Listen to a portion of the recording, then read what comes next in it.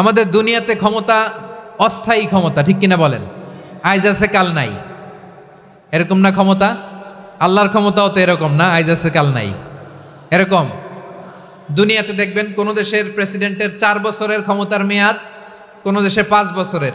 আল্লাহর কয় বছরের? 10 বছরের নাকি 20 বছর, 100 বছর? আল্লাহর ক্ষমতার মেয়াদ কতদিন বলেন? বুঝে থাকলে বলেন তো।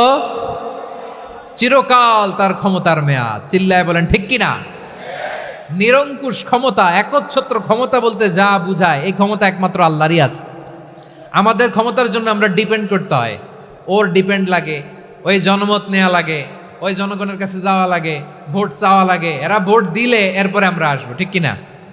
আবার জনগণ না চাইলে আমরা নাই। আল্লাহর ক্ষমতা কি এরকম? হ্যাঁ। আবার দেখবেন দুনিয়াতে ক্ষমতায় যাওয়ার জন্য জোট করা লাগে, জোট। জোটের রাজনীতি আছে না নাই? জোট হয়, শরিক হয়, এই হয় সেই হয়, নানাভাবে দুনিয়াতে ক্ষমতায় আসতে হয়।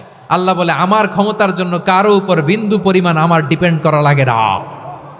সৃষ্টির শুরু থেকে আমি ক্ষমতার চেয়ারে বসা, মহাবিশ্বের শেষ পর্যন্ত, সীমাহীন ভবিষ্যৎ পর্যন্ত আমি ক্ষমতার চেয়ারে থাকব।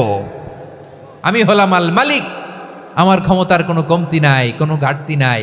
কেউ আমার ক্ষমতা থেকে নামাতে পারবে না। পারা যাবে?